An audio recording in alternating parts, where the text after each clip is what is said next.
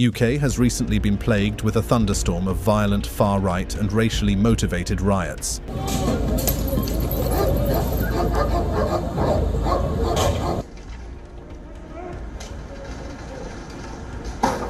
Recently, new footage of the rioters' confrontation with the police has gone viral. The extremely violent nature of these riots is becoming a major concern at an alarming rate for both the government and the public alike. The majority of people in Britain are for a multicultural society and are against the violence of the racists and the fascists. Without any further ado, let's dive into the story.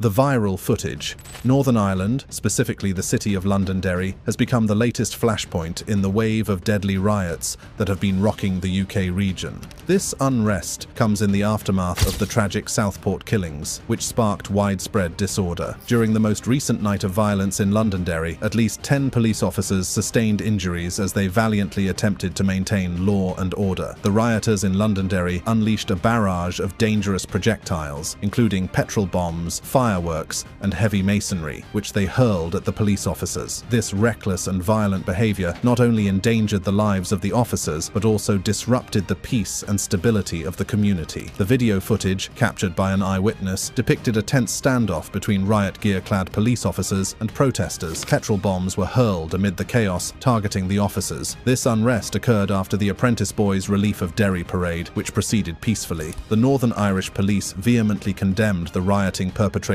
by pro-Irish Unity youth in London, describing it as disgusting. These violent episodes in the city came on the heels of nightly disturbances in Belfast and other areas over the preceding week. The unrest in Northern Ireland mirrored similar incidents in English towns and cities, sparked by the Southport knife killings. According to the Northern Irish Police, pro-UK loyalist paramilitary groups played a role in exacerbating the violence witnessed in Belfast, the region's capital. Now, these riots, instigated by the far right, have resulted in a massive police response, with authorities making over 700 arrests and promising many more to come. The National Police Chiefs Council, NPCC, announced that of the 741 arrests, 32 were for online offences, such as incitement, spanning 36 of the 43 force areas in England and Wales. The allegations include violent disorder, theft, and antisocial behaviour, and the investigations are expected to continue for months. This comes as communities and police brace for potential further gatherings that could escalate into violence, with 6,000 riot officers deployed over the weekend. The NPCC chair, Gavin Stevens, assured the public that the police are diligently combing through thousands of images, live streams, and body-worn footage to identify and charge those involved in the riots. He also expressed gratitude to those who have provided information and support to the officers facing hatred and abuse. Our message to those involved in violence is that we continue to comb through thousands of images, live streams and videos, as well as body-worn footage to find you. While the past 2 nights have been relatively calm, police remain vigilant and prepared for any potential incidents. Chief Constable BJ Harrington, the national lead for public order, emphasized the use of facial recognition technology to identify individuals even if they are wearing masks. The police are confident that their consistent messaging about swift justice will deter potential rioters. The situation remains tense, but the strong message against hate, racism, and violence sent by communities, coupled with the diligent efforts of law enforcement, offers a glimmer of hope for a turning point in this tumultuous period. Thousands of people united against racism and took to the streets in various towns and cities across the United Kingdom. This powerful display of solidarity came in the wake of a week marked by violent disorder. The anti-racism rallies extended to Belfast, Birmingham, Cardiff, Glasgow, and London, among other places. In Cardiff, Birmingham, Norwich, Penzance, and several other locations, hundreds of protesters gathered to stand against racism and show their support for a more inclusive society. The organisers of the Belfast rally, United Against Racism, intended for the event to be a peaceful response to the recent racist violence. Their message, echoed by the crowd, was clear. "These are our streets, and we will not concede them to the racist forces who want to divide us," stated Fiona Doran, the chair of the campaign group. The demonstrations also took place in other parts of the UK, including Newcastle, where anti-racism protesters gathered in large numbers, while a small group of anti-immigrant protesters assembled in the nearby Big Market area. The police maintained a presence and made 14 arrests for for various offenses, none of which were related to disorder or violence. The anti-racism rallies sent a strong message of unity and a stand against the hatred and division that have plagued the UK in recent times. With the support of law enforcement and the dedication of peaceful protesters, the hope is that these efforts will contribute to a much-needed turning point in the nation's struggle against racism. Over the weekend, thousands united at anti-racist rallies organised by the group Stand Up to Racism in various towns and cities across the UK. On Saturday, 22 demonstrations were held, including one in London, where anti-racist protesters gathered outside Reform UK's office to denounce Farage's incitement of rioters. The protesters then marched to Whitehall, near the Prime Minister's residence at Downing Street, voicing their support for refugees. So we've come out to protest against the violence that we've seen,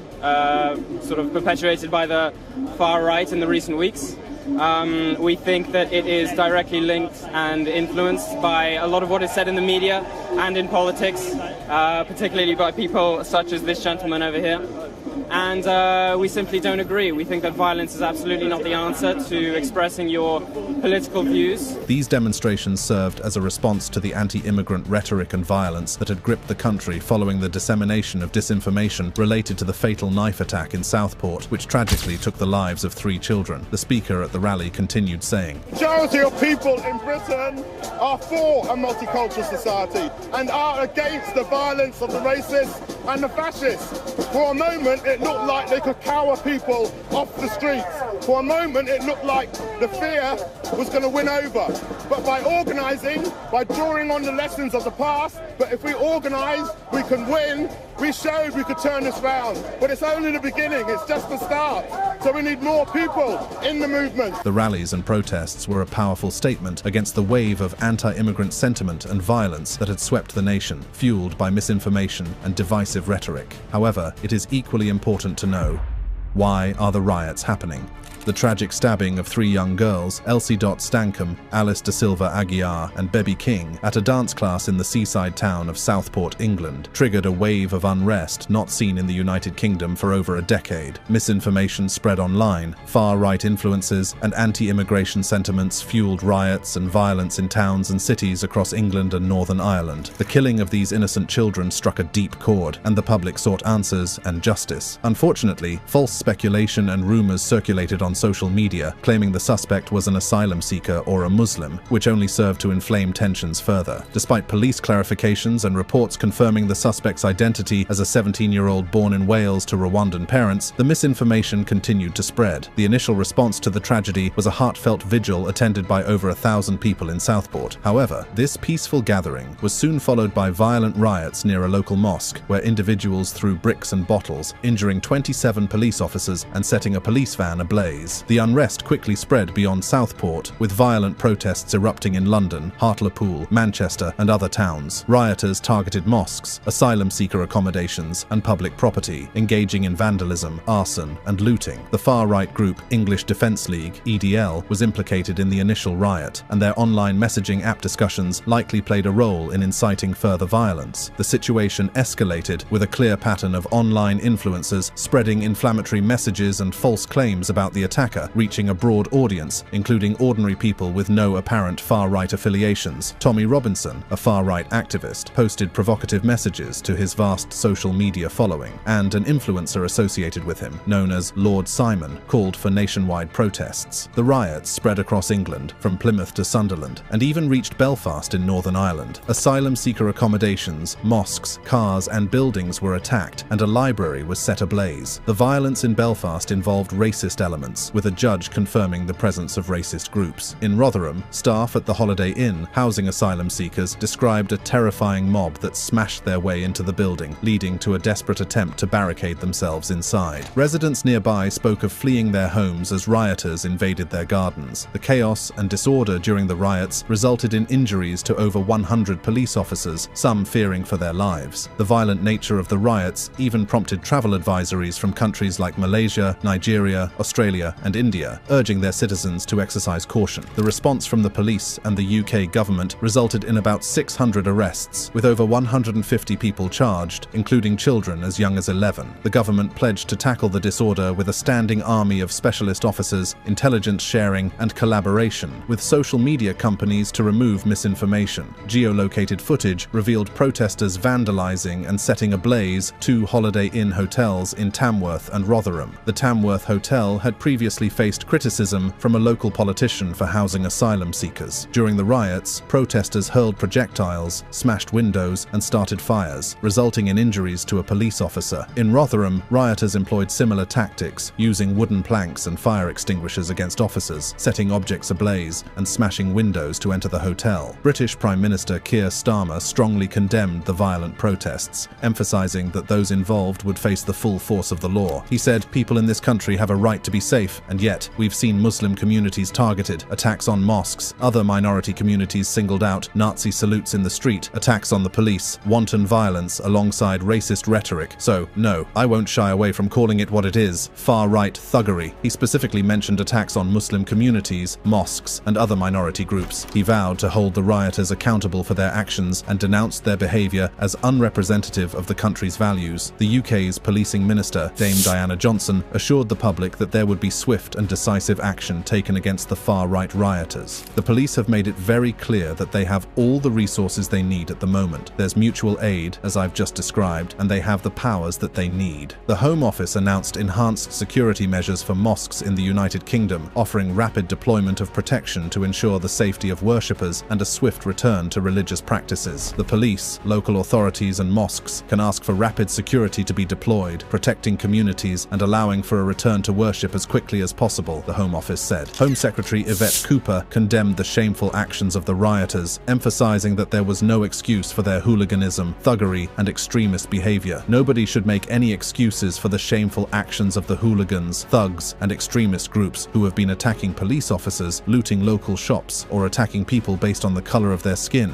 she said. Joe Mulhall, Director of Research at Hope Not Hate, a charity combating racism and fascism, highlighted the role of the social media platform X in spreading dangerous disinformation and promoting the protests. This wave of riots and racist attacks is not centrally organized, but rather has emerged out of decentralized far-right networks, many of which operate on X. Now, these recent far-right riots that rocked the United Kingdom could have escalated into an even more disastrous situation. According to a Downing Street advisor, this could have been so much worse. They expressed relief that attempts to set fire to a hotel with people inside were thwarted and assured that Prime Minister Sir Keir Starmer is focused and determined to address the unrest. Sir Keir Starmer, having served as the Chief Prosecutor of England and Wales during the 2011 riots, understands the importance of swift and publicised action by the courts. Back then, he witnessed the prosecution of thousands involved in the 5-day riot. Discussions at emergency Cabinet Office briefing room meetings centred on effectively communicating this message to the public, utilising police chiefs and prosecutors to deliver it with authority. While the government has been quick in addressing the immediate crisis, they have been cautious about discussing the causes of the riots. This is to avoid any misinterpretation that could suggest justification for the unrest. However, as the violence lessens and the guilty rioters are sentenced, the focus will shift to long-term solutions. The government recognises the need to tackle these challenges and determine their root causes, knowing that the consequences will reach far beyond the affected communities. While Chancellor Rachel Reeves works to encourage investment and project stability, the government is considering providing financial support to the impacted towns and cities to aid their recovery. Despite the economic constraints, the government is committed to addressing the role of social media in the unrest, acknowledging that the Online Safety Act needs updating and strengthening. The government has also refrained from engaging in discussions about immigration to avoid any perception of justifying the unrest. However, they acknowledge that many people have legitimate concerns about migration, legal or illegal. As the Labour Party grapples with policy responses, interventions from within the party, including London Mayor Sadiq Khan and ex-Shadow Cabinet Minister Thangham Debonair, have added pressure. While some emphasise racism as a major factor, others point to poverty and a lack of opportunity. Courtroom mitigation has brought attention to mental health and addiction issues, but drunkenness and mob mentality cannot be overlooked. The rioters span generations, from 13-year-old boys to men in their 50s and 60s. More importantly, the affected towns and cities share high levels of deprivation and above-average numbers of asylum seeker housing. Regional inequality persists, as highlighted by the Resolution Foundation organizations report, poor places are tending to remain poor, and rich places remain rich. Within the Labour Party, there is a push for a community-focused approach. This includes utilising the party's 404 MPs as community champions to engage deeply with their constituents. Inspired by Margaret Hodges' successful campaign against the far-right BNP in Barking, East London, this strategy emphasises local meetings, listening to concerns, and solving constituents' problems to rebuild trust. "Everything I did was about reconnecting with voters to build trust." The American Senator Tip O'Neill said, "All politics is local, and that is the lesson I learned," she said. Now, all this violence and chaos is not without repercussions.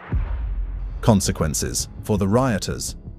The UK is reeling from the impact of far-right riots, and the consequences are severe for those involved in the unrest. Local media reported on Tuesday that individuals arrested in the wake of the riots are facing a range of serious charges, with the threat of prison sentences looming large. Speaking to the BBC, Director of Public Prosecutions Stephen Parkinson issued a stark warning to those responsible for the violence. "There should be no doubt about it. They are going to prison," he stated emphatically, emphasizing the severity of the offences and the determination for justice. Parkinson revealed that the charges include violent disorder, which carries a maximum sentence of 5 years imprisonment. However, he also indicated that more stringent charges, such as rioting, which can result in a decade-long sentence, may be applicable in certain cases. When discussing the potential application of terrorism charges, Parkinson stated, "We are willing to look at terrorism offences. I'm aware of at least one instance where that is happening." This underscores the gravity of the situation and the potential for lengthy prison terms for those convicted. The Director of Public Prosecutions explained that organised groups, particularly those with ideological motivations and intent on causing severe disruption, could fall under the category of terrorism laws. With over 400 arrests and 100 charges already laid, the legal processes are expected to be meticulous and thorough, ensuring that the offenders face penalties despite potential delays in the complex cases. Now, amid this surge of far-right violence across the UK, Sir Keir Starmer will chair an emergency Cobra meeting in a bid to restore order. Home Secretary Yvette Cooper has vowed that rioters will face swift justice as the government cracks down on the unrest. Speaking to the media, Cooper assured, "We do expect swift justice to take place. We do expect those cases to reach the court this week." With over a dozen arrests made and violence erupting in more than a couple of cities and towns, the government has placed courts on standby and deployed additional prosecutors to speed the legal process for the rioters arrested over the weekend. This unrest presents the first significant challenge for Starmer's newly elected Labour government. The violence included clashes between protesters and police, looting, and attacks on hotels housing asylum seekers. When asked about the potential deployment of the British Army to curb the unrest, Cooper reiterated her confidence in the police force's expertise and powers to handle public order. The Home Secretary also signalled the government's intention to strengthen legislation targeting social media companies that fail to prevent users from inciting hatred or violent unrest. Cooper criticised the current state of affairs, stating, "It's not acceptable that efforts stepped up by social media companies during the general election campaign to remove misinformation have been wound down since polling day." She warned social media companies to recognise their continued responsibilities under their terms and conditions. The government's focus is on holding accountable not only those committing crimes on the ground, but also those inciting and organising violence online. "If it's a crime offline, it's a crime online," she said. Senior Conservatives have also spoken out against the disorder, with Shadow Home Secretary James Cleverly, a Tory leadership contender, condemning the violent clashes in Rotherham and asserting that those involved should face the full weight of the law, stating, "Those taking part should expect to be met with the full weight of the law." Another Tory leadership hopeful, Dame Priti Patel, cautioned politicians to be fully informed before commenting on social media about sensitive issues. She criticised the irresponsible behaviour of those spreading unverified claims online. Meanwhile, Reform UK leader Nigel Farage faced criticism for speculating about whether the truth was being withheld about the identity of the Southport attacker, and suggesting the involvement of security services, despite false information circulating online. Moreover, British Prime Minister Keir Starmer strongly condemned the wave of far-right riots that swept across the United Kingdom over the weekend, leaving a trail of burned buildings, attacks on Muslims and ethnic minorities, and violent clashes with police. "The police will be making arrests. I guarantee you will regret taking part in this disorder. All right-minded people should be condemning this sort of violence," Starmer vowed on Sunday. His statement came in response to a disturbing disturbing incident where rioters tried to set fire to a building housing asylum seekers. Those who have participated in this violence will face the full force of the law, Starmer said. Home Secretary Yvette Cooper expressed her outrage at the attacks on local mosques and assured the public that the government was providing additional support through the Protective Security for Mosques scheme. In light of the disgraceful threats and attacks that local mosques have also faced in many communities, the government is providing rapid additional support through the Protective Security for Mosques scheme, alongside the support from local police forces, she said. The Labour administration is working diligently to restore order and address the unrest, while the far-right riots have spread to various parts of the UK, including Belfast, Bristol, London, and multiple towns and cities in the Midlands and north of England. The chaos has also triggered counter-demonstrations organised by anti-racist groups, leading to tense standoffs with far-right rioters. In a particularly disturbing incident, rioters in Merseyside set a library on fire, burned books, and obstructed firefighters. The police made 23 arrests. The situation escalated further in Rotherham, a town with a history of racial tensions, where anti-immigration riots broke into a hotel housing asylum seekers, attempted to set it ablaze, and blocked exit routes. The poor staff and residents were left terrified. The rioters, including children, turned violent towards the police, resulting in at least 10 injuries. Some rioters concealed their identities with face coverings, while others openly displayed their support for England, wearing football shirts and carrying British or English flags. Just last Sunday, Stacey Vint, a 34-year-old homeless mother of 5, found herself inadvertently caught up in the unrest sweeping across England and Wales. After leaving her hotel room in Middlesbrough to visit a nearby shop, she joined a group of locals heading toward what was described on social media as a pro-British protest. However, this seemingly innocent decision led to her involvement in a violent riot that left a trail of vandalism and trauma in its wake. Just 5 days later, Vint stood in Teesside Crown Court, facing a 20-month prison sentence for violent disorder. During the riot, she was captured on video pushing a burning wheelie bin toward police officers, an act her barrister Andrew Turton described as a simple mistake. Under the influence of alcohol and cannabis, Vint fell at the feet of the officers as the bin slid out of control. The viral video, which circulated on social media, sparked ridicule and condemnation. Vint's actions, though impulsive and foolish, were not driven by racist or ideological motives, according to the judge, Francis Laird KC. However, the scale and impact of the riot, coupled with similar violent incidents across the country, warranted an increased sentence. Vint's life had been marked by drug and alcohol abuse, domestic violence, and the loss of her 5 children to care, leaving her homeless after fleeing an abusive relationship. Charlie Bullock, a 21-year-old rioter, faced an 18-month prison sentence for throwing rocks at police officers while wearing a balaclava during the Middlesbrough riot. His sentence was reduced due to his young age and potential influence of ADHD medication on his behavior. Like Vint, Bullock refused to answer questions during his police interview and pleaded guilty without providing evidence in court. The court also heard the case of Cole Stewart, an 18-year-old who threw bricks at police in Darlington. Stewart admitted to the offence but claimed he was targeting a police van and held no racist or far-right views. The prosecution, however, argued for an increased sentence, deeming the offence a racially motivated attack. Judge Laird suggested a trial of issue if an agreement could not be reached. The swift and stringent sentencing of rioters, reminiscent of the controversial 24-hour courts during the 2011 riots, has been a priority for British Prime Minister Keir Starmer. Legal experts urge the current government to delve deeper into the underlying causes of the unrest, beyond simplistic explanations. Criminology professor Tim Newburn emphasises the need to prioritise a comprehensive assessment of the factors contributing to the spread of the riots. Dr. Hannah Quirk, a reader in criminal law, adds context by noting the historical appeal of rioting and the diverse motives of those involved. She compares the current disorder to the 2011 riots, highlighting their localised nature and the exacerbating factor of allegations of racially biased policing. People just like rioting. Some have really nasty motives and some are just vulnerable and get caught up in it, she said. The rapid guilty pleas and subsequent sentencing have been facilitated by the desire to deter further unrest. However, as Professor Tom Brooks of Durham University points out, more complex cases may slow down this process. There has been huge effort to get cases in court right away for the obvious reason of deterring people, he added. Police and prosecutors also seem to be conducting a social media campaign seeing people named and shamed. To watch more such up-to-date content, make sure to click on one of the cards on your screen.